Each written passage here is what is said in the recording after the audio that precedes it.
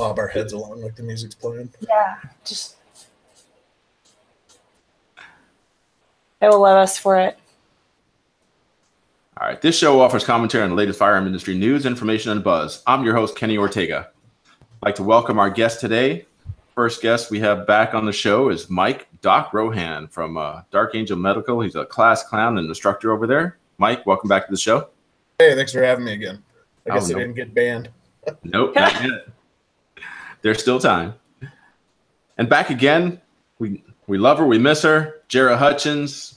We just love having you on the show. Pistol instructor, gun range consultant, board member of Women's Campus Carry Advocacy Program called Empowered. What have you been up to? I'm just hanging out with my Texas pillow and my gun because my Texanism was challenged by this Colorado kid. So I've got to make sure that people know who the best state is. But other than that, I've just been getting my knowledge on, taking some classes, and shout out to Judson, and picking up some certifications and getting ready for fire school. Nice. When does that start? Probably in the fall. Good deal. So you're going to be running into burning buildings, huh? That's how I roll. I like it hot. Cool deal. Come out to Colorado and do the wildland fires, on mountains. Yeah. Those things are crazy. I've been keeping up with that. That ain't no joke. Yeah, and we had a terribly dry winter, and so I expect that we'll be calling plenty of folks from Texas and New Mexico and all over to come out this out. Yeah, I feel like you will. Good deal. Well, this show is brought to you by Patriot Patch Co. They're our bandwidth sponsor. We'd like to thank them for all they do for the show and the network in general. They've just been a huge supporter and a big help, so we'd like to thank them. And also Manticore Arms. Manticore Arms, they make a lot of accessories for AR-15s, the Tavor, the Bren, the AK, just, you name it, they make something for it. So we would just like to thank them for all they do. And let's go ahead and get right into it. First up, we've got the Deerfield, Illinois, the assault weapons ban that was set to go into effect today, I believe, was blocked just hours before it actually went into effect, which is a good thing. There's a lawsuit that went ahead and got an injunction to hold that off for now. Jerry, you got thoughts on that? Man, I'm super excited about this. I think this is a win for 2A. I think that it came at a really critical time. And I'm really kind of, there's some things about this that I don't understand. And so I'm thinking that maybe I could get a little education on it too, because when I was reading this article, it said that when this was put into effect, there was a 6 board members that voted on this. Like, how did this go down? It was just done with no public, just off the cuff. They went ahead and voted for it, unanimous decision, and went ahead and passed it with no public input whatsoever. Yeah, they just figured that the preemption statutes be damned, and they just went ahead and passed it regardless. Well, because that's what I read, and it was super vague. I mean, it says the Deerfield ordinance was passed unanimously by all 6 board members on April 2nd. Board members of what? Like, who has the authority to do this? Why does this particular group of people feel like they have the authority to supersede the Constitution? And then I haven't really been able to find what documentation that they have that defines what an assault weapon is. All weapons are assault weapons. That's why they're weapons. So I'm failing to understand the logic behind this, and I'm failing to understand how this certain group of people feels like that they have the authority to bring down these kind of actions upon the citizens of Deerfield. Those are my questions. That's my concerns. I don't get it. And I feel like this is a prime example of why we have the Second Amendment anyway. I would agree. Mike, your thoughts? Yeah, so literally the last show that I was on with you guys, we were talking about Boulder, Colorado, doing the exact same thing. So I absolutely love that the judge struck this down, because Boulder, with their city council, literally had a city councilman that said, I don't think that this is correct. I don't think this is the right thing, but I'm going to vote for it anyways. I think that we're sued, and it's like, but you voted for it? And so for the Deerfield city council, they'll have a judge come out and be like, no, is an awesome precedence that essentially establishes that state law, federal law, and our Second Amendment are tried and true, and that a city can't supersede this sort of thing, which is a lot of like my fears when I'm driving from city to city, especially when you go, you know, in all my travels, as you well know. I go into a town, I'm like, okay, what's this specific town's rules on firearms that are different than the state's? So goes to the judge, you know, not being kind of blinded to this and just going along with it. I'm glad that he was able to strike this one, and it's a big win for the 2A. Oh, absolutely. Yeah, this is just a city council, you know, run amok. They're just taking over and doing whatever they feel, you know, and laws be damned. They don't care. They're just going to go ahead and do what they want to do and suffer the consequences later on. If they can get away with it for a while, they'll do that. Yep. All right. I mean, it's scary. It's scary to think that that could happen anywhere, right? And I guess it's easier in a smaller town like that to maybe get away with some of that stuff. And I think that if anything, it needs to prompt Second Amendment advocates to, we need to act. I mean, we need to be doing things, you know, in our spare time to make sure that we continue to have this right. And I think that a lot of people just kind of sit back and they're keyboard warriors on Facebook, and they like to talk a bunch of noise about how, you know, the Second Amendment is sacred and we need to keep it, and it's for us, and all this blood was spilled for it. But yet we're not, you know, many of us aren't doing anything about it, right? When the liberals in their vagina hats are waking up early in the morning and they're going to march, What are we doing? Usually going to work. Yeah. But what I'm saying is that we need to have the kind of support and the kind of corporate support. Okay, I think that's, and I don't want to get off track here, but I'm saying that a lot of these large corporations are standing up for what they believe in, and if they believe that guns are bad, and they believe we need more gun control, and they're taking it on the chin, Dick's Sporting Goods and you know, QuickBooks, right? Not supporting the gun industry anymore. Where is the corporate support for our right to bear arms? I'd like to see more of that. Oh, yeah. Absolutely. And what's concerning, you know, about this, and why I am so glad that this got struck down, is, you know, this is a Second Amendment. You know, it's one of our constitutional rights. So at some point, do they start saying, well, if we can go ahead and supersede the Second Amendment at a city level, does that mean if I go driving into another town, then all of a sudden that city's decided that my free speech has been limited, or my freedom of press?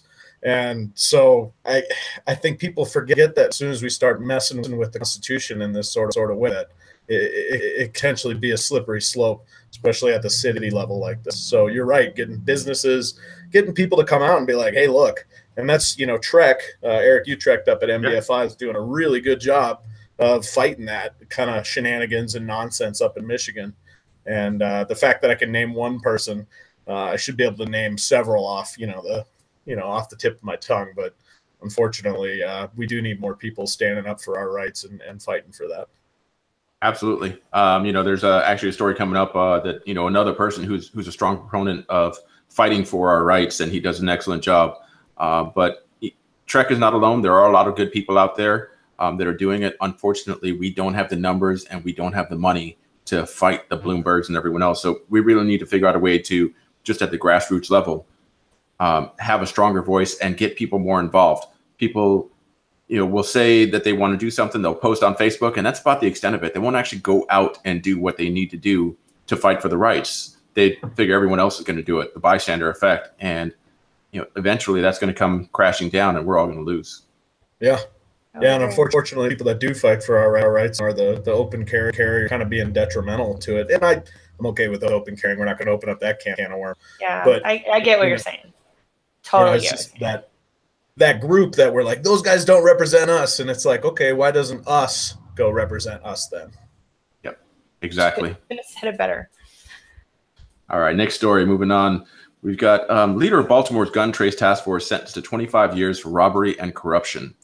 So Wayne Jenkins was a police officer in Baltimore. In their gun, he headed up their gun trace task force, and there were all sorts of different things that were going on. They were planting drugs on people, stealing drugs, stealing money, stealing guns, all kinds of stuff, so they could turn it around and put these guns on bad guys, put the drugs on bad guys. And I was a cop for 7 years. I understand the mentality. They want to go ahead and get these guys off the street, but you got to remember, a bad guy today is going to be a bad guy tomorrow, and if you don't catch him, somebody else will. Don't destroy the whole and pervert the whole system just because you want to go ahead and get a conviction that if you just wait a little bit, you can get it legitimately. So, Mike, you got any thoughts? Yeah, I mean, this sounds like it's just ripped straight out of like the pages of The Wire. Like they were getting ready to write this thing up. I mean, it's Bolt. It's perfect. If The Wire was, this would be one of the stories. I'm glad that these guys got caught. For them being kind of previously heralded as an incredible unit, the kind of the shining star in Baltimore PD, and for them to get caught, it's rough for the citizens of Baltimore, and then not only that, for the supporters of the Thin Blue Line, because it's tough for me to go out there and say, look, I love the police, I support the police, and we need to make sure that these type of folks are slowly getting weeded out, or quickly get weeded out if I could help it. But they're definitely not helping the opponents of just being there for people's help while these guys are planting firearms. So I'm glad they got caught. Indeed. Jara? I think that this was a disappointing and rather terrifying abuse of the public trust in Baltimore. I would be afraid if I lived there. It would make me think twice about trusting. I mean, this group of people, not only does it put a black eye on the police department in Baltimore and law enforcement in general, but it puts a black eye on the military. I mean, some of these guys were, former military and were just revered for taking guns off the streets and from criminals at an alarming rate, just to turn around and commit crimes with them. And it's just, I can't believe that. And he did seem, in all the reading that I did, I mean, and this was just like, I mean, there was a ton of coverage on this. Yep. And so to get all of the details just made it worse and worse. And I hate that. I mean, in the back of your head that there's a level of corruption in law enforcement, and then you actually see it come out, and you actually see it be broken, and you actually see these people go through the trial process and be sentenced. And you're like, this crap really happens. It really happens. And it just, and I guess it tears me up, because I have so many friends in law enforcement. I have so many friends in the military, and you think that they would never do anything like that. But, absolute power corrupts absolutely. Yeah. And unfortunately, now there's over 1,700 cases that were affected. These convictions were overturned. So these may have been bad guys, but now they're back on the street because of, the actions of these officers. It's just terrible. And it's, just really takes and puts all the good officers in a negative light, because for every one of these guys, there's 100,000 good ones out there that nobody ever pays attention to. Well, and their families will be scarred. Yeah. These officers' families will be scarred, and their wives and their children will have to pay for their mistakes, because inevitably the general consensus is, the kids' friends will blame them. No, other people's wives aren't going to want to have anything to do, with this woman or these women that were married to these people. I mean, it's not just them that they affected. It's hundreds of people and thousands of people, and I think that it's just I just don't know how you get yourself in that mindset. Like, I just don't understand how you think that you're never going to get caught. Yeah, exactly. It's just and I'm not justifying any of their means at all, in no way. But, and to look at The Wire as a fantastic example is these guys who are just under either politicians, or they've got to make these numbers where they have to get a guns off the street. And I feel like they, in their mind, this was justified, and they just got more and more brash with what they were doing in getting these criminals off the streets and being heralded as heroes. And then when they get caught, we all come crashing down on them. And it's like, well, we need to make sure that we follow the law. And it's great that you caught these folks, but you need to catch them the right way. And it's unfortunate that you get to watch criminals walk around every day and you can't catch them because you don't have the justification to arrest them. But that's why we have laws in place. So I don't get SWAT kicking through my window right now because someone said that I did something. They need proof. And it's unfortunate that cops circumvented that and then did break our trust, like you said. Yep, agreed. So if nobody else has anything else on that, then moving on to that attorney that I talked about earlier, Stephen Stempel from Stempel Law. He files a lawsuit against the FBI and others for failing to process NICS denial appeals. So for quite some time, because NICS checks have been skyrocketing, we've been breaking all kinds of records on NICS checks. Anyone that got denied, their appeals were not being reviewed because they just didn't have the manpower to do it. So Stephen Stempel went ahead and filed a lawsuit now to try to get that corrected. So these appeals can be heard, and hopefully these people that were wrongfully denied can go ahead and get their rights back and get the firearms that they've been wanting. So, Jared, any thoughts? I have so many thoughts. As someone who has sold firearms for a living for quite a few years, the process to go through it is just so broken and so ridiculous. And people can be denied for a number of factors. I mean, a lot of people with, the biggest example is probably people with common names, right? And the problem with this is when we don't, it either needs to take longer, which I'm really not all for, okay? Or the process needs to just be streamlined, or more manpower needs to be given to this department, because I'm telling you, guns aren't going away, okay? People are just buying more of them. And so if you have to kind of meet that demand, and so maybe we should just get rid of one of these other ridiculous government agencies. I don't know, the U.S. Department of Agriculture might be a vote for me.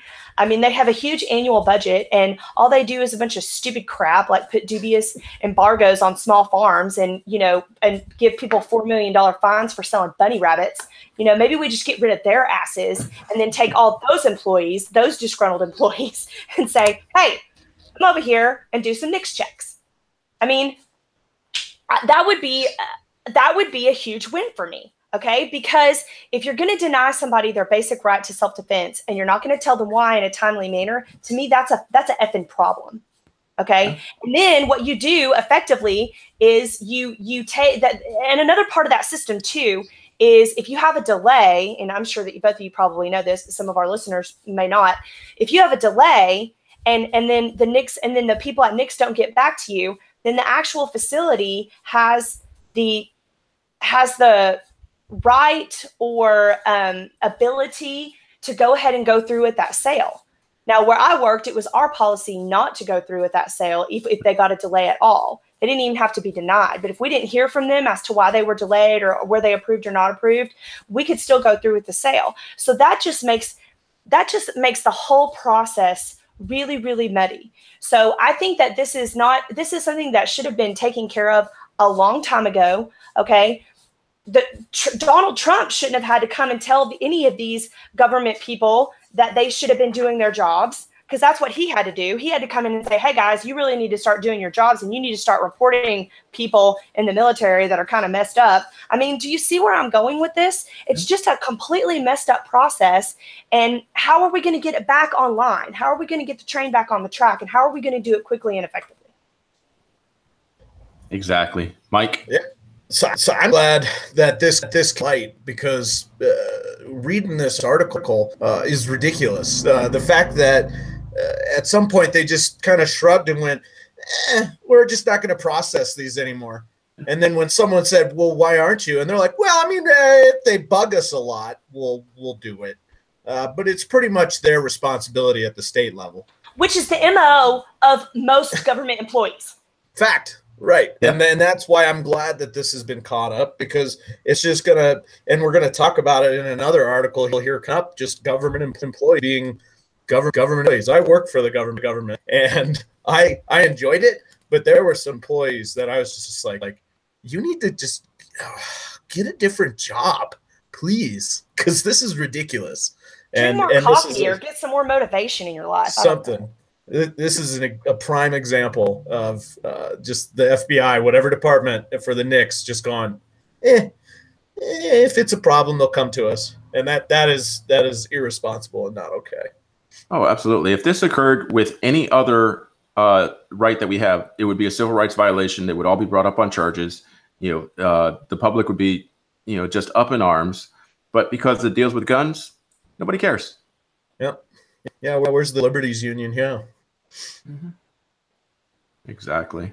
Well, and what they're doing is, I mean, they are essentially, I mean, according to the article, I mean, they said it the best way is they're improperly shifting their burden to the individual to follow up. Yep. And so basically, I mean, so I can only imagine that their desks look like the guy in the office who just had a weird, thing with his stapler, and all the papers are just piling up, and people are just sitting around, drinking bad coffee and talking about last week's, episode of Scandal or whatever. I mean, it's like, come on, this is what our tax dollars are paying for? Bullshit. Sorry. But it's complete and utter horseshit. I'm over it. Yep. Well, thankfully, Stephen Stempel is on it. He is a great attorney. He's had some very high-profile cases. He was involved.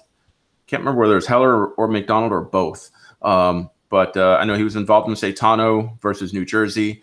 He's got a lot of high-profile cases, a lot of high-profile involvement into a litigation field. And I expect that if anybody can get anything done, it's going to be him. I hope so.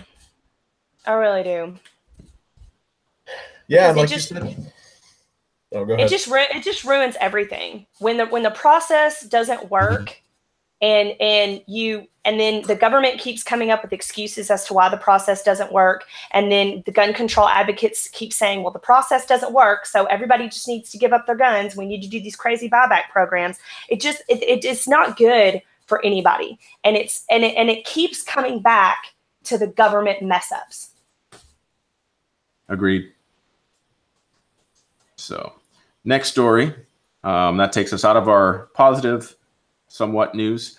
And now we're going to go ahead and get into the less than positive stuff. So, in a MSN article, it talks about how suicide rates have increased 25% since 1999, according to the CDC. A lot of interesting data in this report. Looking at it, it talks about how more than half of those that died by suicide had been diagnosed with a mental health condition. 2016, about 45,000 people committed suicide. We know that a large number of those are committed with firearms. So those are all numbers that get used against us as gun owners because they consider those gun deaths, which they are, and it's tragic, but they're not the violent deaths that people are portraying them to be. Someone who's going to commit suicide is going to commit suicide regardless of what the implementation is. And it was really interesting how certain parts of the country, the more rural parts, tended to be the ones that had higher rates. You wouldn't necessarily see that or expect that in certain cases, but they talked about the different stigmas of getting mental health assistance in those areas and stuff, how with everybody knowing everybody, it's very difficult to go somewhere and get help. I found it quite interesting the way that they broke it down. Mike, did you have a chance to get a look at this? Yeah, I mean, so the problem with this whole article and the problem with just suicide in general is there's no clear-cut cause, right? So, between kind of the debt and the media. I mean, if you turn on a TV in the city or turn a TV in a rural area, 24-hour news is going to tell you the landing, whether you see it or not. PTSD, that sort of thing. I agree with the rural. Growing up in Montana and you down in Texas, it's tough, to go somewhere, especially if you're a church-going person.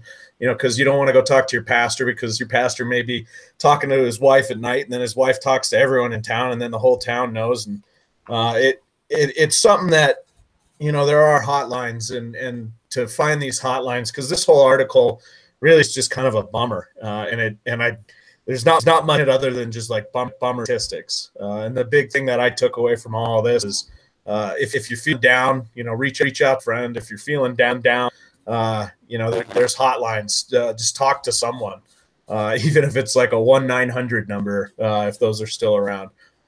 Just get out. But just get out there and go love life again. And I tell every student in my class, if there's ever a moment where you're feeling down, you can reach out to me. So hopefully you can find someone like that to reach out to, because you're not alone.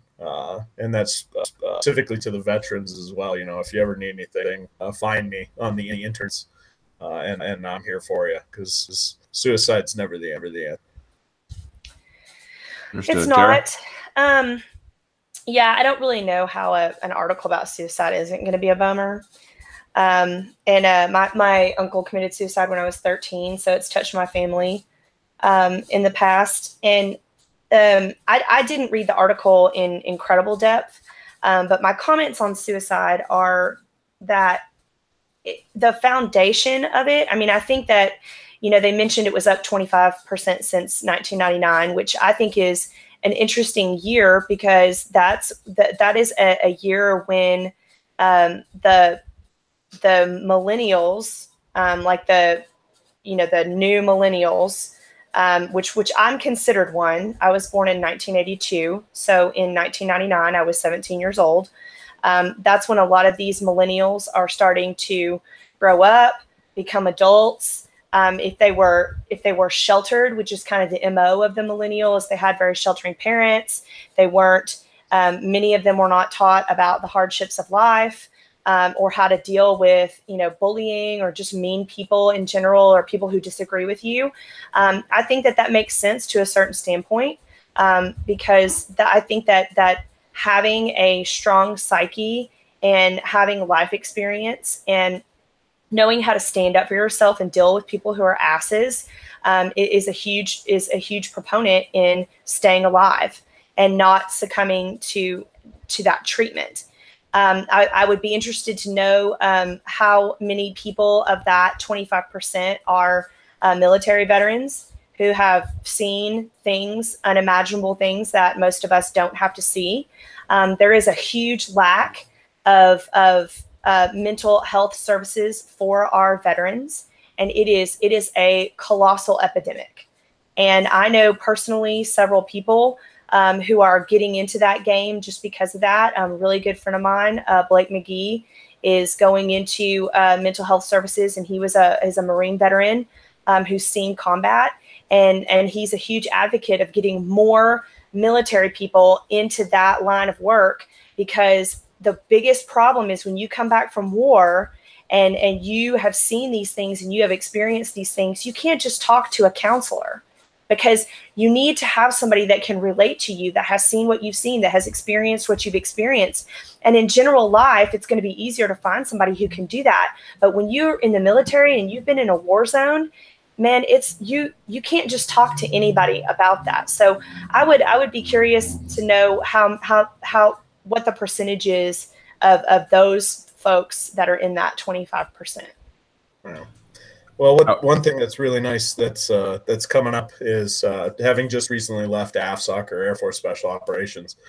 All of SOCOM has an initiative right now, which is essentially embedding a psychologist with every unit.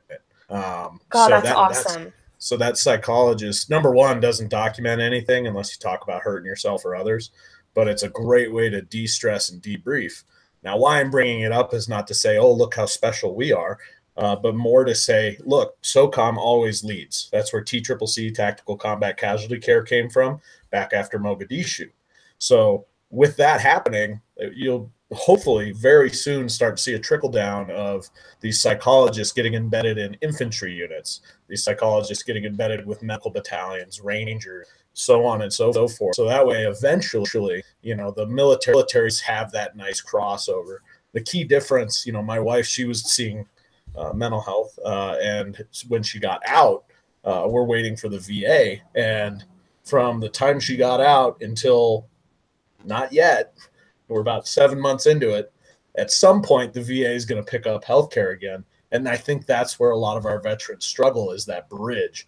And so I think if we're going to make any corrections for military and veterans specifically, is the bridge from the day they got out for that type of mental health care until they can pick with a health specialist.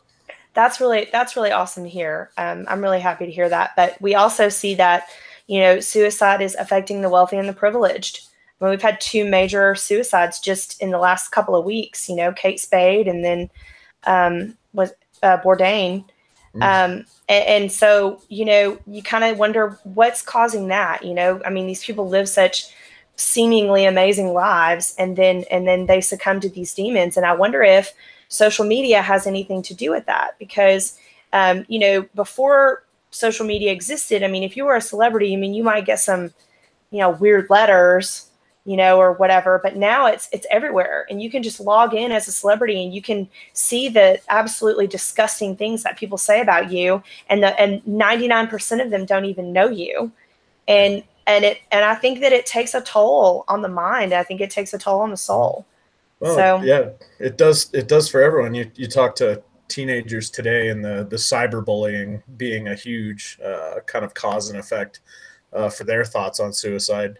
You know, not being able to escape at home away from school. You know, when I felt like I was having a hard time at school, I went, and then I went and played out in the woods with kids that I didn't go to school with.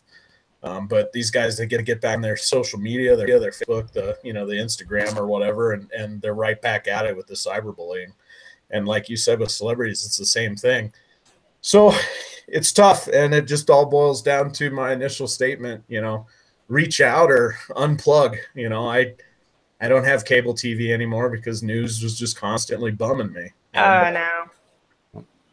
Yeah, this article does say something here which I think is very interesting. It says a lot of suicide is a one-time effort. So having guns available, for example, makes one more likely to commit suicide. But then it goes on and says, but that in and of itself is not an explanation for why suicide is going up. So I'm glad they at least acknowledge that it's not the guns that are causing more suicide. It may make a suicide attempt more effective, but it's not actually, you know, they're not blaming the guns for suicides. So that's important. I think a lot of this also, if you notice from, you know, 99 on is when this went up. We've heard it bandied about quite a bit, but in the era of everybody gets a trophy, you know, kids don't know how to lose anymore. So when it comes down to facing the disappointments in life, they're not equipped to deal with it. And, you know, those kids have gone through that. They're adults now. And then you have our military veterans also, which, you know, we hear the stat of 22 a day, which that was actually in numbers where they only polled like half of the country.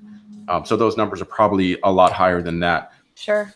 So you can only imagine that. Now, our sister show, We Like Shooting, at the end of every show, they always talk about, you know, the suicide prevention lifeline, which is 1-800-273-8255 or 1-800-273-TALK. You can also text 741-741 if you need somebody. Like Mike said, reach out. There's help available for you if you need it. Nobody wants to see, you know, every life matters, and nobody wants to see a life destroyed and the lives around them destroyed because somebody didn't feel like they could cope.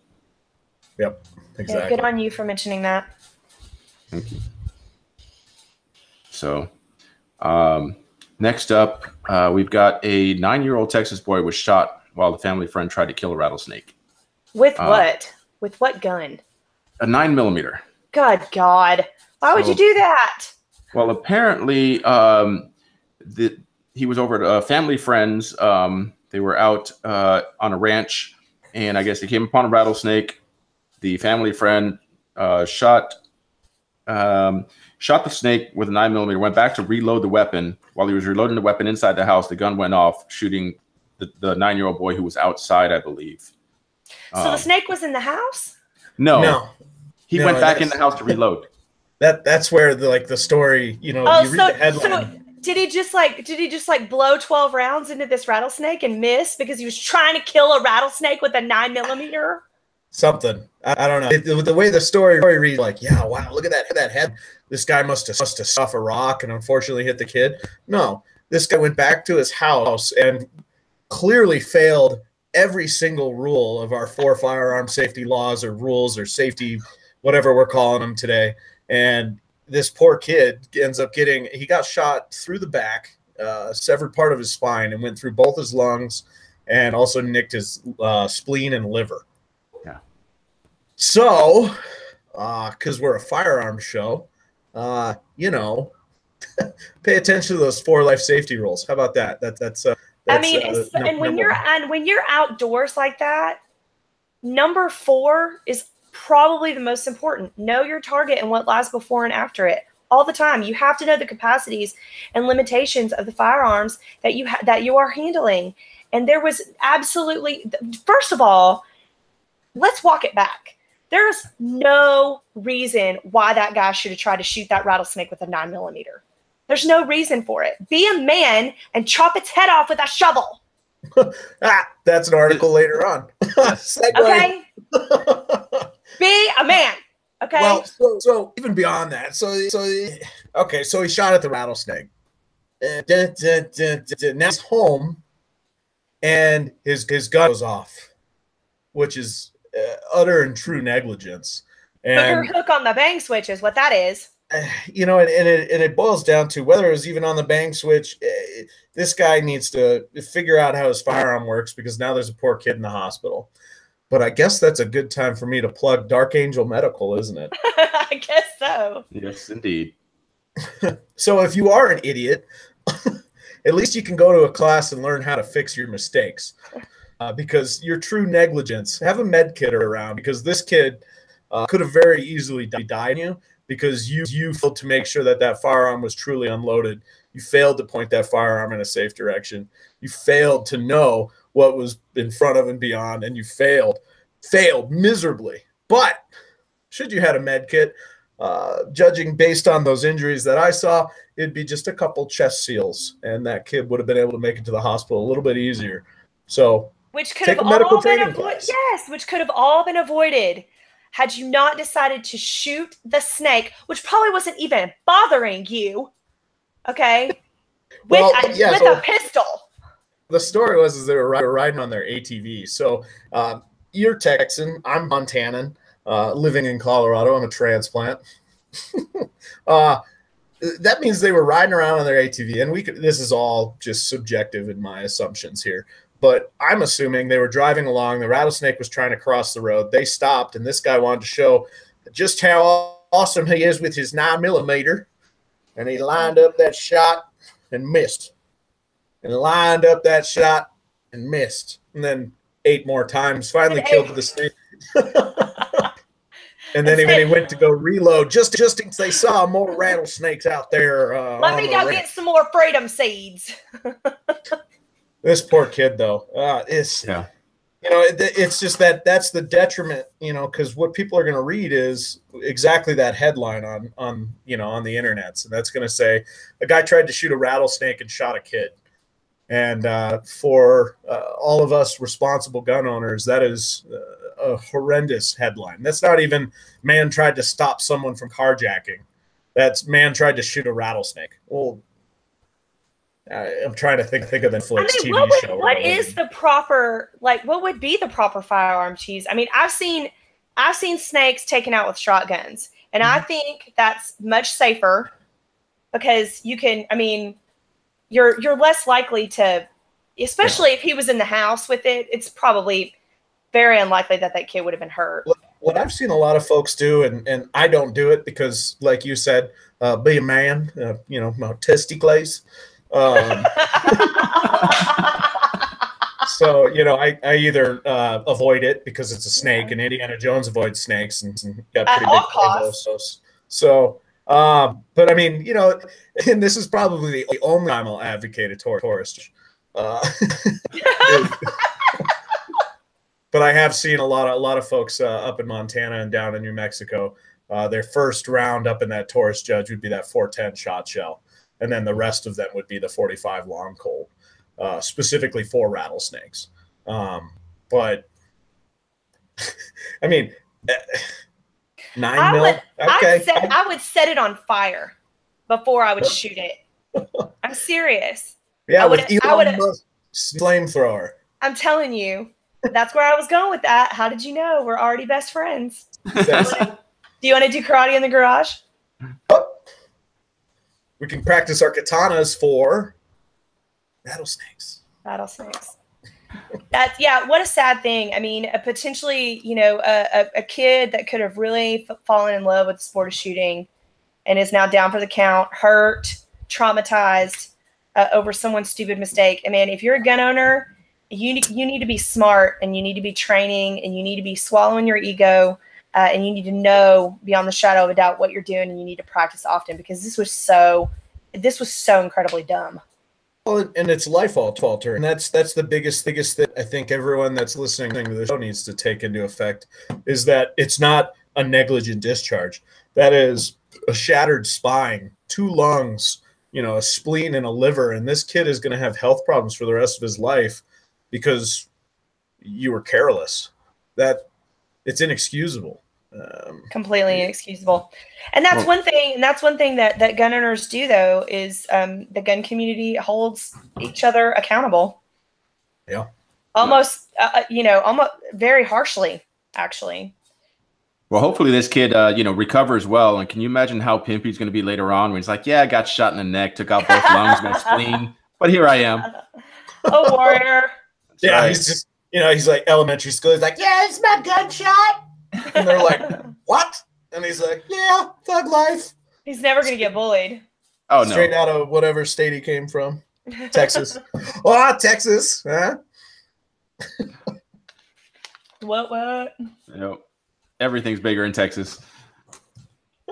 Yeah, my balls had to be put on my chest to avoid chafing. And Jared does not disappoint. All right. So moving on to Florida. Let's leave Texas for a bit. So apparently Florida went for a little over a year approving concealed weapons permits without actually doing some of the background checks. I guess they have a multi-background check system, so they weren't completely missing the boat. But the NICS checks weren't being done because there was an employee that could not log in. And she didn't say anything. She just rubber stamped them and moved them on. Jara, thoughts? Oh, so many thoughts. I'm so glad we're talking about this. So the first question, the first thing that we need to talk about is, why do we have a multi-point background check system? Because according to Marion Hammer, who I affectionately refer to as Lloyd Christmas's mother, wrote a big to-do about this and talked about all the different background checks that they were running and whatnot and so forth. Why? We need one system, okay? That's going to cut out so many errors I can't even begin to tell you. So let's start there, okay? And then the second thing that we need to talk about is what we talked about earlier about these lazy government employees that are like, I can't get logged into the system, and oops, my bad, or and I can't seem to get IT on the phone to fix this. And I'm sorry, but if you don't know how, for a year, and if you don't know how to recover your password by now in 2018 with the technology that we have, then you just don't need to have a job at all. Okay, you need to go. No, you need to go and work for the U.S. Department of Agriculture. But you want to phase out their jobs. But I want to phase out their jobs, and then I want to have them work for the ATF. No, I'm serious. Like these are two really important questions. That we need to try to understand. A freaking year?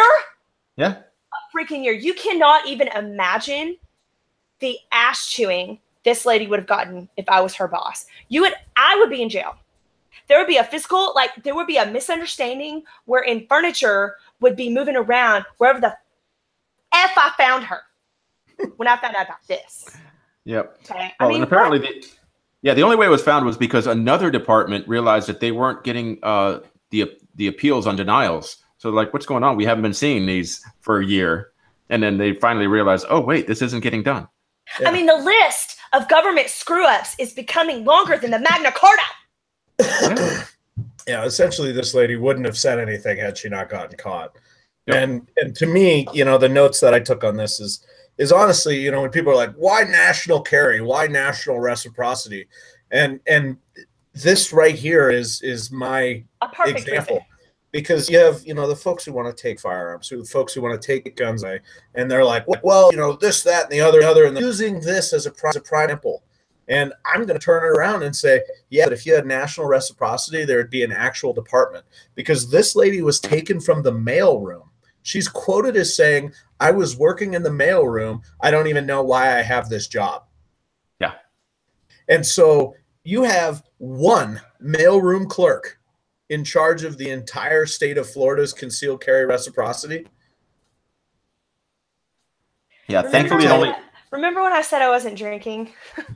I lied. I'm a liar. Yeah, so Marin Hammer, as Jarrah said, responded to this saying, "Oh no, all the background checks were done. It's a 3 background check system, and the NICS check is only one of those, which looks for the misdemeanors, the nonviolent misdemeanors that could preclude someone." She said all 3 background checks were done, which contradicts everything else. It says that this employee wasn't logging in and doing them. So obviously, Marion Hammer is, as usual, questionable in her statements. I'd fact check that. I don't know that that's correct. Here's the thing, like the background check, the biggest background check that she's noting that did was the firearm purchase background check. Mm-hmm. And gun show loopholes and blah, whatever other like buzzwords that folks want to use. I can still say, hey, Kenny, you still got that gun that I saw you shoot at class? Yeah. Hey, can I buy it? You're like, I don't know. And you're like, well, look, no, I got my Florida concealed carry. I had my background check done. I'm good. And you're like, oh, okay. I guess you're an upstanding citizen. That's the problem here.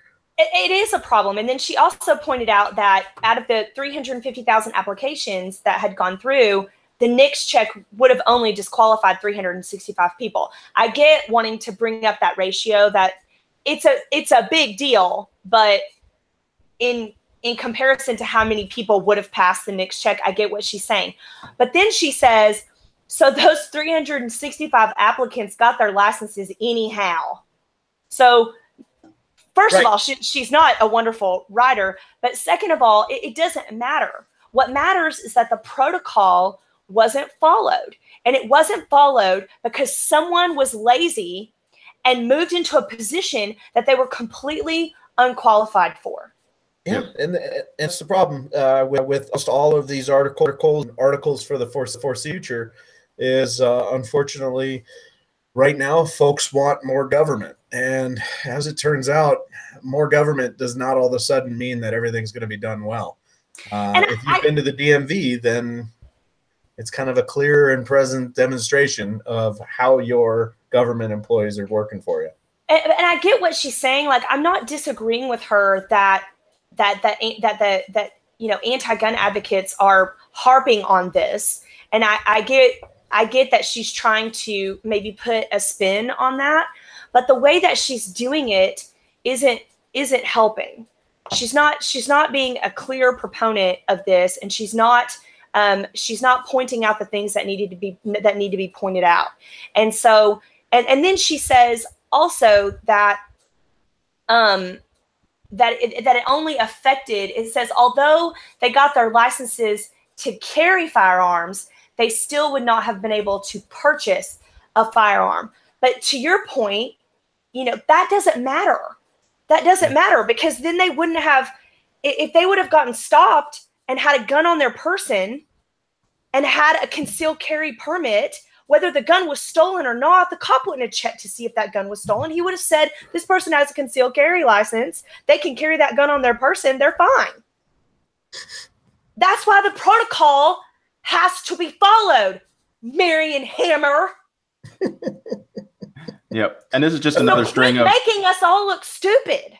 I love that you're getting so feisty. Your laptop is literally like shaking with you. It's the Michael Bay shaky cam. It's ready to go. I love that vein of hers that's popping out right there. No, I agree. Cops, police officers generally, when they see a concealed carry permit, their guard generally goes down just a little bit, even though it shouldn't. But they also know that they have passed a course, they've gotten a card, that they've done all of these things legally. And yet in Florida, which is doing great with firearm news lately, And here's another thing, Marion Hammer. If this would have happened in Texas, her arguments would have been null and void, which is a whole nother reason why the protocol needs to be followed, is because different states have different requirements. In Texas, if you have a concealed carry license, you don't have to have a background check to purchase a firearm. Yep. So eat it, Marion Hammer. Texas. Okay. Well, I think that we know how, or everyone knows how we feel on that one. So moving on from Florida, we're going to go to New York. And this one actually is as stupid as that one was. This one is frightening. Yeah. Governor Cuomo wants to allow teachers to petition judges to seize guns. So basically, if there's a student that is a problem student, he wants to have the teachers be able to petition the court to remove guns from the home because they're a problem child. So we have the red flag laws, which obviously people are concerned about things that you might do, but now it doesn't even have to be you. It could be somebody else in the home. And this is just another way as a gun grab. So he doesn't believe it's going to pass the Senate because that's Republican led. But like I've said about other things on other shows that I've been on, this is just a way to legitimize the argument. And while they know that they may not get it today, they want to put it out there and plant that seed so that down the road they can go ahead and hopefully get it done at a future time. Mike, what do you think? Yeah. So the problem is, and this is the struggle, is that it literally in essence, if you were to just be like, hey, if a teacher sees a kid that's literally a problem child, that literally is making threats, that all of these things, all of these warning signs, let's take his guns away so that way he can't hurt. On paper, that sounds brilliant. People are like, yeah, of course. If we could have stopped Columbine before it even happened, you bet. But on paper, it makes sense. But just because a teacher, and I love teachers, I do, but I was not a very good kid in school, and yet here I am, a loving firearm responsible citizen. If a teacher decided that, hey, Mike threw a snowball at a kid with a lacrosse stick and it hit him in the head and split open his eye, I think that he may come to school and be a danger. And then they take away all my family's guns. How does that? Teachers want the authority to to determine whether someone can own a firearm or not, but they don't want the authority to be able to. I'm literally losing my train of thought because this is so ridiculous. Do the teachers want that? But do the teachers want that? I can't imagine that they do. I don't. I mean, maybe they do, maybe they don't. But I mean, look, we want. So now this governor wants to let teachers determine, essentially, whether or not you are fit to defend yourself with a firearm, to have firearms in your home, because that's essentially what it comes down to. Okay, right. Is you're basically taking away my right to defend my family because you think that my kid is a problem. But what we don't. But on the flip side of that, we don't want to let teachers beat our kids like they need to be when they screw up in school. I think I graduated in 2000. I've been out of school 18 years. Okay. We still had corporal punishment. You could still get licks. A teacher could spank you. There were rules that governed that. Okay. It wasn't like they could just go and come and beat you anytime they wanted to, but it was structured and it gained results. So we don't want to let teachers spank our kids. And let me tell you something. My friends know, okay? All my friends have kids. You leave your kids in my care and you expect me to take a bullet for your kid, I'm going to beat your kid if they sass me. Okay? That's the trait. And so now we don't want to do that, but we want to let the teachers have this authority to basically take away our Second Amendment right. Mm-hmm. So this essentially just boils down to like where my train of thought was going is, if you think that the kid is a problem child, if you think that there's going to be an issue, it's the mindset of like the Northeast or the left coast that just says, oh, we'll just go straight to the judge, instead of the parents and the teachers taking accountability and talking with each other. If someone came up to me and said that my son, and I don't have a son, we'll pretend imaginary Timmy's right here. You were bad today. No, but literally, if I get a call from my teacher that says, hey, he's been doing some really antisocial stuff, and I think that he may be a threat. Well, number one, all my guns are already locked up. But Number two, I'm going to put an eye on him, and I'm going to have that with him and see if I can whatever the problem is. And being able to circumvent the whole parent conversation and go to the judges, do you think that that's going to make that better? I think it's going to make it exponentially worse. Talk to the parents. Lock up the firearms. That's absolutely our number one rule. You sit absolutely. in a NRA class, a basic NRA class, and like the first thing they say is how to lock up guns. But secondarily, how long will that process take? I mean, look how long it takes for concerned teachers to be able to get CPS in the home. And that's way more provable. That, I mean, you know, kids coming to school with marks on their bodies and unexplained injuries. And look how long it takes CPS, because once again, they're underfunded and understaffed and certainly unappreciated. You know, I mean, how long is that process going to take? It's almost like a moot point. Because by the time the judge hears the case and says, we're going to take all your guns away, the kid's probably gone and shot up the school.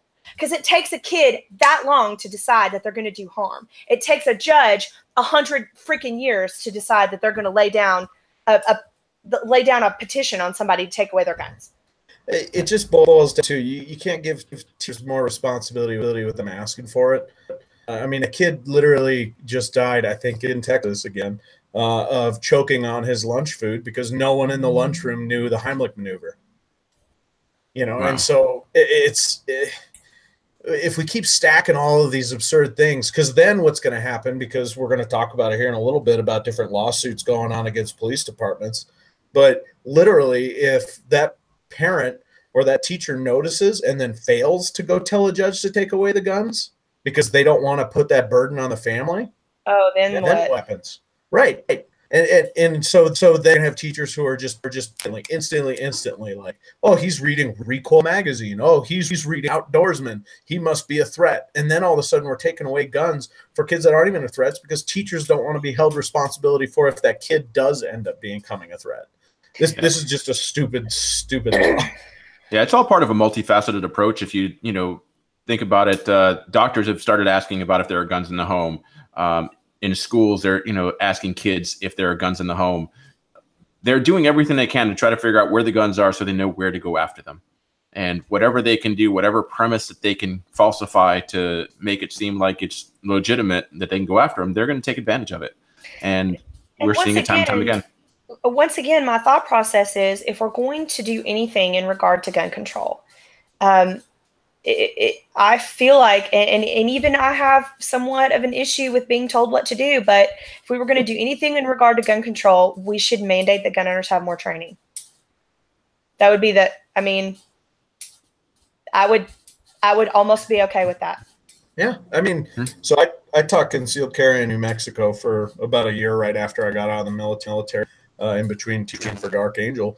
And New Mexico's is a mandatory 16-hour class before you get your concealed carry license. 16 hours. And I found that I could teach a whole lot of stuff, including how to use a holster. Now, I just took I didn't even take my class. I came up here to Colorado to get my concealed carry license. And they're like, well, if you've taken an NRA basic pistol class, you're fine. And I'm like, well, wait, what about the Colorado laws? Aren't those important to know? And they're like, oh, you've demonstrated your ability to handle a firearm properly. Mm-hmm. See, so and that fuels the leftist argument. It fuels the gun advocate or the anti-gun argument. And I hate that. And I feel like I really feel like if you're going to have a gun, you should have X amount of training. I think it should, my personal opinion is, it should be mandatory, but I'm also against more regulations on people, but at the same, it really is tough because you see the benefits of it. And you really want to change hearts and minds about it. But, if the way to get it done, is to do that, then fine. But then that fuels arguments of the contrary as well, which I don't want to do. So basically what I'm saying is if you own a gun, train, listen to me. I had this discussion with folks, and I know we're running a little long on this topic, but I've had this discussion with folks about it, and it's just literally, I'm like, if I could make something mandatory, I would make it before you ever purchase a firearm, before anything, and hunter's education does not count. You need to take a class, and a legitimate class from an instructor that has been certified from some authority that says that you are learning proper material.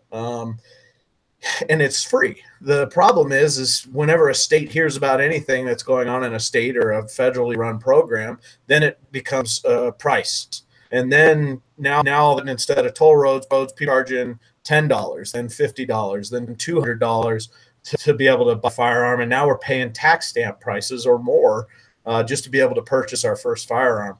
And it's such a weird gray zone that we're in right now, where everyone who knows anything about firearms, folks listening to this show, all say, yeah, we absolutely, people need more training, but at the same time, don't infringe on my rights. And it's rough.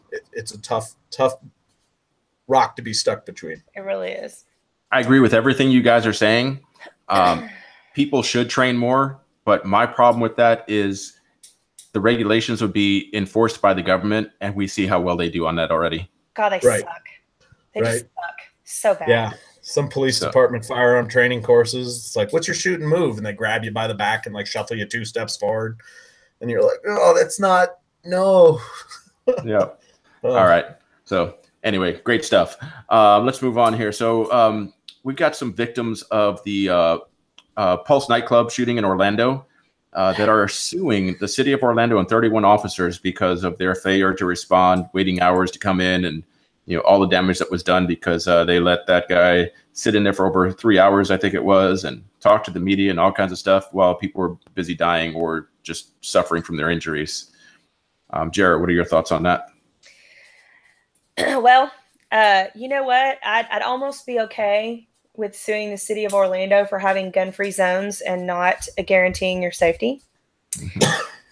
Although I think that people who train also understand that in a crowded space like that, different weapons might serve you better than the gun, which is another reason why it's very important to train.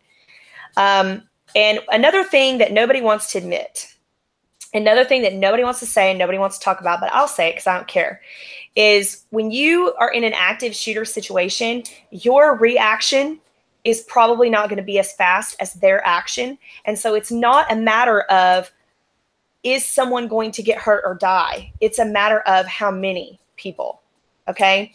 And I can't speak intelligently to how police train for situations like that. And their lives are also important. So the fault, in my opinion, lies on the security of that nightclub. Because wasn't this committed with a long gun? Yes. Okay. No, I mean, I don't know how short long gun. Okay, I mean, what was it? I mean, did this kid stuff it down his pants? I mean, I've gone to places where I get patted down, and go through metal detectors to get in. If that's what needs to happen, whatever. But if you're going to tell, I mean, I really feel like if you're going to tell somebody that they can't bring in things necessary to protect themselves in situations, then you better be guaranteeing my safety. And there's a lot of different things that people could say about this. And there's a lot of preconceived notions about what the police should and should not have done. And I think that they probably made a lot of mistakes. But this was something that was going to be very hard to prevent. Yeah, well, given the type of nightclub that it was, if he shoved it down his pants, it probably distracted everyone. So the struggle in what I read about this was that the security on scene was an off-duty police officer who recognized the threat and then performed a tactical retreat so that way he could call additional assistance because he was out because it was a SIG MC.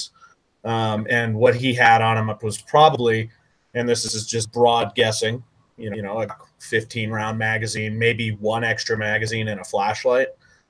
If that, I mean, he's working at a nightclub. He probably, who knows what he had. Well, and how effective was he going to be?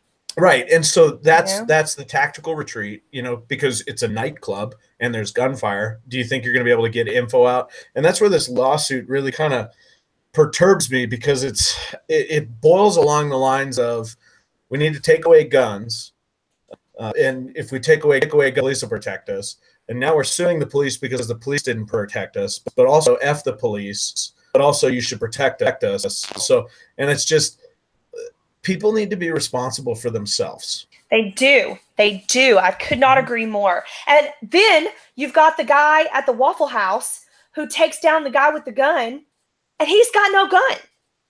You can do it.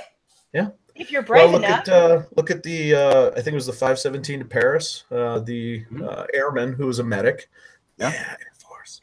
Who literally tackled the dude with the AK-47 was in the neck, got his finger all partially severed off and still took the guy down.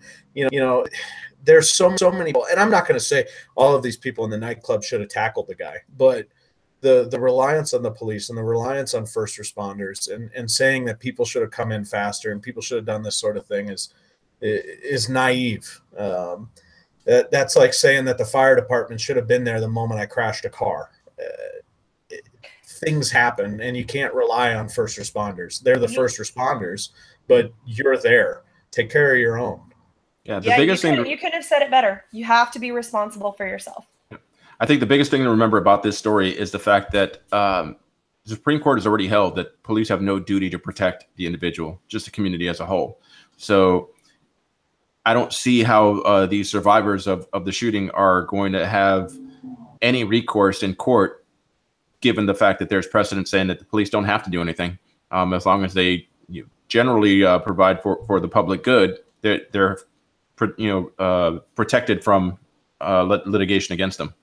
Yeah, and I think their lawsuit is stemming from the fact that essentially when they deemed it was safe, when the shooter was nullified, they still didn't go in and take care of him. So it's more of like they didn't let the first responders in to treat victims, and they were out there talking to the media and all that kind of stuff. I mean, I can understand that. Mm-hmm. So, it's just, the problem is just like I see, working in EMS now that I'm a civilian, is every state, every county, every office, every department, every subsection of the United States has different protocols for different things. And, for someone to look at it and say, well, how come they didn't win? Well, maybe that was protocol, was to establish a perimeter until SWAT arrived, and then SWAT goes in, and then once SWAT has deemed it safe, then everyone else goes in. And that's the same thing with Parkland. That's the same thing with blah, blah, blah, blah, blah, blah, blah, all of these other places. And people are just assuming that the police are just going to rush in and save them because they just watch movies all day. Yeah, and you're right. And all of those people, in fact, all of those people and plenty of other civilians could do well with doing ride-alongs with police and trying to understand their point of view. I mean, there have been a lot of anti-gun people swayed. There have been a lot of people who were, who were cop haters, who thought that all cops just, went around beating people up for no reason. A lot of those opinions and a lot of those people have been swayed by simply putting themselves in the position of the police officer. So you do that, and then you tell me, would you go in? You tell me what you would do, because you're no good. You're no good to anybody dead. Yeah. So you have to be smart. As a medic, the first rule of just basic medical school is do not enter unless this is the scene. And yeah, the police are supposed to make it safe, but they have to be able to be safe themselves. No one's any good when you get injured yourself. Agreed. Yep. All right. Basically, good stuff. We don't think that they have a leg to stand on is the conclusion. Yeah. Same. All right. Moving on. Let's that's going to conclude that section there. Let's move on to the I'm offended section. Couple of stories that I want to cover on here. First off, YouTube deleted Brownell's channel without warning. They just took down the channel, deleted it. There was no reference to it, no information to Brownell's at all. They were about to lose the channel. They just went ahead and took it offline. Thankfully, it only lasted 40 hours. Public outcry from gun owners allowed them to go ahead and put it back up. But I mean, Brownell's is probably the most benign gun channel on YouTube, and they went ahead and took it down. I can't help but think that there was something personal going on there, that at some point that they were trying to make. What do you think, Jara? I just think that the people that run YouTube are a bunch of assholes. That's what I think. I would concur. I mean, yeah, yay on you. You're a private entity. You can do whatever you want. But you're being blatantly discriminatory. Did I say that right? You're blatantly discriminating against against the Second Amendment and against the gun culture, and it's completely unfair, and you know it, and you're a bunch of dicks. That's what I think. That's all. I think that's all it boils down to. I mean, maybe there was some, rift between them. I don't know where it would have stemmed from. I don't even know how they would have gotten into whatever kerfluffle it was that they got into. But at the end of the day, that's what YouTube has a history and a reputation of doing. And you know what? It's just a matter of time. It's a matter of time before gun people get sick of it. It's a matter of time before logical people get sick of it. There will be another vehicle for people to be able to do the same damn thing that YouTube offers. And it's only a matter of time before they fall. People who blatantly go against your logical rights always end up eventually suffering the consequences. Hello, Dick's Sporting Goods. Agreed. Mike? Yeah, so I mean, this whole thing just basically boils down to, because Brown is not an exciting channel to watch. There is nothing on there. I'm just like falling asleep. I put it on before I go to bed every night. But with that, it's just a gun channel, and so it's just a lot of folks that are anti-gun just constantly reporting every single video that they have. And YouTube just going, oh, that is a gun channel, and then just deleting it. And my only notes on this boiled down to, when's our new video site coming up? Because I don't think Pornhub is very viable, even though some of the companies have switched over to that. Yeah, there's that. I couldn't help but notice the timing of this also was right after the Supreme Court ruled on the bakers and the gay couple that wanted a cake baked. Oh, yes, another win. Yeah, well, I mean, basically, it's a win. It's a narrow win. I mean, it's very, the scope on it is very narrow, but I think this may have been a test to see, well, if they can discriminate against gays, let's see how far we can go and, what we can get away with on this. And I think the only thing that saved it was the fact that there was so much public outcry to YouTube. That was one area where gun owners actually did step up and just flooded all of their social media sites with comments and, just derision for them. And I think I read that article wrong. I thought they had said that could make them the cake. And I was like, well, while that's that for, gay and lesbian rights, it's also good for the 2A rights, because YouTube can't say, hey, no, you can't make this kind of thing. So that was my mistake. I read that wrong. Well, two things. My buddy bought guntube.com. So there's your answer for when the next vehicle is going to come. I mean, don't be pissed if somebody else is trying to knock you out of their game. Just create your own game. Yeah. And so, I mean, does it irritate me? Sure. But listen, I got all my siblings are Democrats. I'm one of 6. Okay. So I deal with it all the time. But I think that YouTube has seen, obviously, since it's back up, YouTube has seen what the consequences are for doing dumb crap like that. And so, I mean, and another thing too, I mean, how much armed security do you think that they have at YouTube now since the crazy vegan went and shot up the place? I mean, what a bunch of hypocrites. Yep. Well, it's okay to pay people with guns. Just regular people can't have guns, according to YouTube. Okay. Indeed. All right. Next story. So it looks like Trump is saying that he wants to, he's likely to support ending the blanket federal ban on marijuana. So for me, this raises a few different issues. Obviously, marijuana probably isn't as dangerous as a lot of people make it out to be. But in the end, it's a victimless crime. This is something that if people needed to medicate for legitimate reasons, or if they just want to medicate because they don't want to drink and they want something else, I mean, that's on them.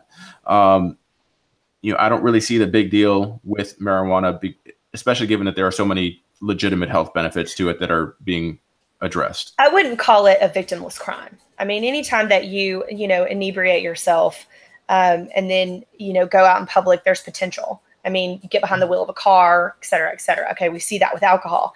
But for medical purposes, there are just way too many, and the data is there. The studies have been done. I mean, they've been doing this stuff for at least 20 years. They've been studying this, and that the medical benefits are too many to ignore. Kids with autism, people with Parkinson's. I mean, the list goes on and on. Those are just the two that I can think of that are really legit off the top of my head. And I think that we need to quit denying these people and criminalizing these people for wanting to be normal when they're sick. And there's a way to do that, and it's a way that's not dangerous. So I say bravo. I say get it done quick, tax it. It's just another vehicle, and you can know what you can use those taxes, and you can get rid of the Department of Agriculture. Start a whole new department. Okay, but wouldn't that fall under agriculture? Well, then let me run the Department of Agriculture with a $155 billion budget, and it will thrive, and it will be efficient, and everything will be wonderful. I bet it would change to like, what the fuck? It'd be AWTF. Really would. But I think that this is a good thing, and I think that this is progress. And I wouldn't want to inhibit that at all, man. Bravo. Good on him. Yeah. So my big thing living in the state of Colorado, which is a very green state, is it would be excellent because that means federal banks can finally take deposits, and growers and sellers can actually make purchases with debit cards.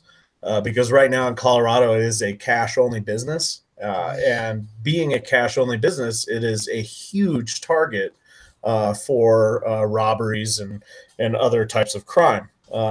My second part of that is, while I think that it becomes legal, and I'm okay with because I lived in Oregon for a few years before it was all legal and all that, so very green. But they need to look into percentages specifically, because imagine being a concealed carrier who smoked marijuana 5 days a week, 2 weeks, 3 weeks prior, but you still have marijuana in your system. At what point and at what level in your system do they deem that it is then a good shoot, or you are not truly intoxicated? Because knowing folks who are true stoners, could have not smoked a joint for a couple days, and they're still very like, "What's up, dude, brah? You gonna go shred the gnar?" And you're like, "Oh, okay." A month later, they're like, "Hey, so we're gonna go down and get some coffee, and then we'll go hit the range." And you're like, "Very different." Wait a minute. Yeah.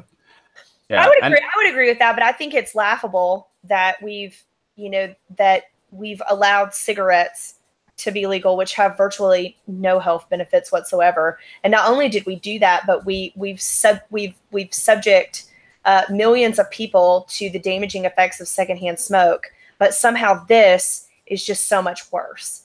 I don't agree with that. I think that's a little ridiculous. Yeah, it's a stigma. It's just like the alcohol ban. I think we'll look back 40, 50 years from now and look back at the fact that marijuana was banned. And I mean, we even look at like the 60s propaganda videos and think that those are ridiculous. So we're well on our way to having it all be fully legalized. I just think it needs to be regulated the same way alcohol is, and just ensuring that we're not having the ill effects of marijuana affecting everyone around them. Yeah, I would say the big move on this is just basically opening up the banking industry for it so that it can be traced a lot better, so they can tax it appropriately. Let's face it, the government never met a tax they didn't like, so they're going to correct. Yeah, I mean, so as a fantastic example, Colorado Springs, one of the only cities in Colorado that does not sell marijuana recreationally. You drive just outside of Colorado Springs to Manitou Springs, and they sell recreational marijuana. And you look at the two cities, and Manitou Springs is doing very, very well with those additional tax revenue. And now Colorado Springs is going, maybe we should rethink that. And I think I'd rather pay a marijuana tax than a toll tax any day for you northerners listening. Don't even get me started on the tollways. Yes, indeed. All right, good stuff. So moving on, we're about to go into our Fall Auto News segment. But first, I'd like to thank the Patriot Patch Company. If you're not a member of the Patch of the Month Club, you need to get on it. I just love when I get that envelope every month. Always good stuff in there. My patch board is getting full. Time to make another one. But patches aren't the only things. They got cleaning mats, they got shirts, they got stickers, they got all kinds of neat stuff there. Even if you don't like patches, there's going to be something there for you. So go check them out, patriotpatch.co. And then moving in. It's true. Take a look. You got to have patches to have a cool guy office. It's important. Indeed. All right. So full out on news. Jared, what story did you pick? I have California mother uses taco to distract fake cop terrorizing family. So, couple of things. You know, women have been persuading men with their tacos since time began. Yeah. So this article should have just been called Tuesday. Okay. Tuesday in the world. Okay. But it was, you know, I think that being a little more serious about it, she thought really quickly. And she thought on her feet, and she excused herself in a sort of way where she could go and be around other people, kind of tell them what was going on. They called 911. She specifically told the people at the taco truck, "Don't look back. I need you to just call 911. Trust me." And they did, and the police showed up in a really timely fashion. But you know, but I mean, what an idiot for like letting her walk away. And then he's just like going through her purse. And then he tried to get away when the cop showed up, and he threw the gun in the van and then tried to like steal the van. Which, why would you throw the gun? I don't know. There was just so many weird things, you know, about this, but it was really interesting to me. At the end of the article, it listed the things that he was charged with. And they included child endangerment, impersonation of an officer, and outstanding warrants, but it didn't list any gun charges in California. And he had a gun that he was basically holding this family hostage with, and they don't make any mention of that. I think that's really weird, especially for an article being out of California. But whatever, I mean, go her. Use your tacos. That's what we do. You know, I guess she said, you know, and it was on a Tuesday, so it was Taco Tuesday. Yeah. Well, this area of you know, it's outside of Los Angeles City proper, but I'm familiar with the area. Actually, went to the police academy just near there. It's not a very good part of town. There's a whole lot of stuff, so I could see something like this happening there. But predominantly Hispanic. I'm sure those tacos were the bomb because the street tacos out there are amazing. But, that they are. I'm getting hungry. Yeah. But I could see why, you know, she was able to pull that off, saying, "Oh, wait, let me get something to clean that up with." And that's how she managed to get away.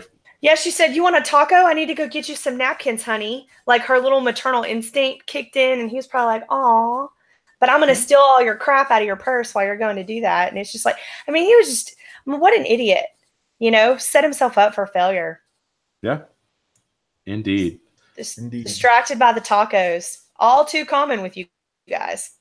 Hey, it's true. Some tacos are better than others. Some are worth it. Mike, what do you got? So my story, to continue our snake conversation for the day, is a Texas man nearly dies by a already dead rattlesnake. I'm doing air quotes for you listeners. So what had happened was they were hanging out in the backyard, and I believe a 4-foot long rattlesnake came into the yard. The man killed it with a shovel, Texas. And after he killed it, she's got her text pillow being hoisted up. So after he killed the snake, everyone went back in. They continued with their day. And then the man shrieked out in pain. The wife went out, and he had a nice big old snake bite because he tried to move the snake by hand. So fun fact for everyone, snakes continue their biting reflex for up to 1 to 2 hours, even after dead. So again, let's go ahead. Because they're the devil. So we'll go ahead and continue on with that fun segue of Indiana Jones. That. Yeah. If you see a snake, just burn it. Go away. But if you do kill a snake, use the tool that you just killed the snake with, the shovel, to pick up the snake. And it would behoove me as a medical instructor to tell you, do not try and suck out the venom. Do not put on a tourniquet. Remain calm after you've been bitten by a snake. Try and keep it below heart level and get to a hospital. Most folks require about 6 to 7 anti-venom for a snake. This individual required 26 because he was fully envenomated by that snake. What's interesting about that is anti-venom costs a significant amount of money. Do either of you guys know how much anti-venom costs? No, inform me, please. Yes. The suspense is killing me. Right? Anywhere between $5,000 to $10,000 per vial. Why? So, because they have to milk the snakes. It's very, very hard to So produce. what? We milk cows every day. Well, if you come across a snake dairy farm, you let me know. Why do we not have these? Or we just have them all hooked up their snake. Milk the crap out of the snakes. That is highway robbery. Well, most folks generally don't get bitten by snakes that much because, again, the Indiana Jones defense, or as Eric Utrecht at MDFI calls it, the Nike defense, is pretty good. Just turn the other way and go. So that guy, he did not end up so well. He's hanging out in the hospital, had several systems fail on him. So word to the wise for everyone listening, even if you shoot that snake with a 10 Taurus judge, don't try and pick it up. And a $260,000 medical bill, it seems like, probably too. I hope you have good insurance. Yeah. We'll see. And that's a lot of steak and a lot of ammo and a lot of bourbon right there. That is true. There was a kid who took a selfie with a rattlesnake who also got bit. So if you just really want to enjoy reading Tourists versus Wildlife, that's a good one to start. That's probably a Tide Potter or like a ramen noodle out of the toilet person. Something. These millennials, I don't know about them. Yeah, but speaking of Trek, that's definitely where I would want his flamethrower. Yes. Little flamethrower action, just toward the whole thing. Hey, Jim, what happened to your yard? Well, there was a spider and then there was a snake, so I burned the whole thing down. I've got no sympathy for people that don't know how to deal with this. I killed one in my garage with a spade one time. Was I afraid? Yes. But did I kill? I also killed. Okay. Sometimes you just have to be a GD warrior. Okay.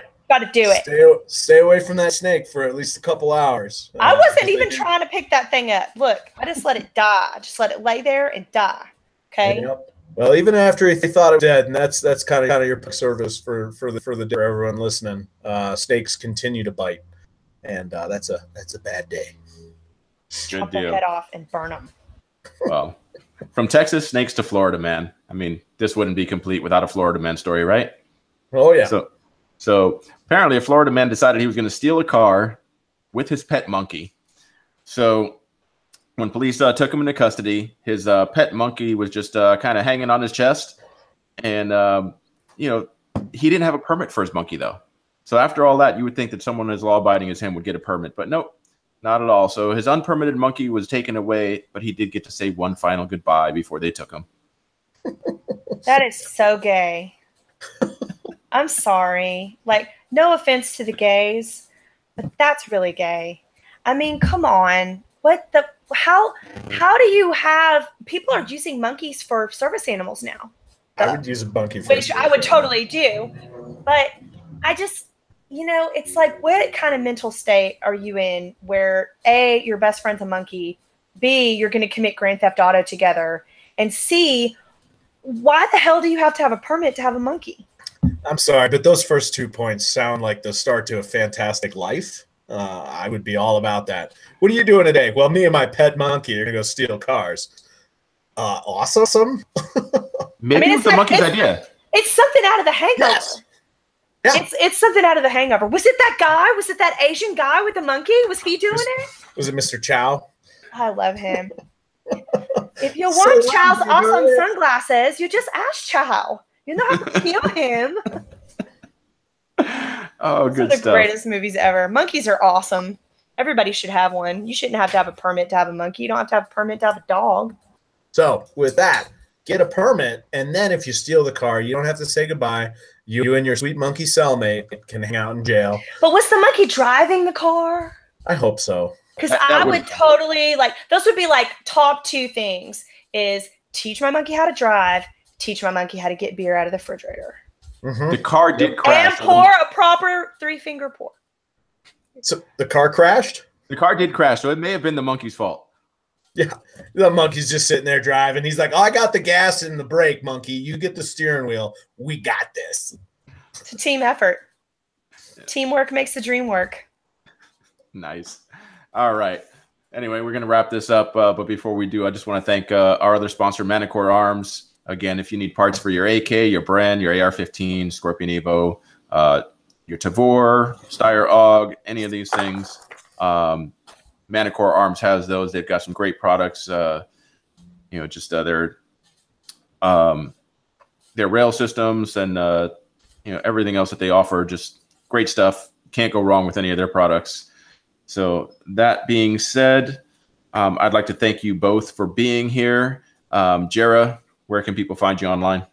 I'm on Instagram at Clearing the Chamber. Website is clearingthechamber.com. You can find me on Facebook at Clearing the Chamber. And this is Full Auto Fanny.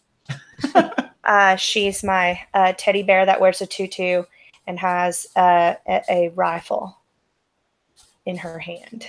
So she's my favorite, and I just wanted to introduce her to everyone. Full Auto Fanny. Nice. Mike, where can people find you?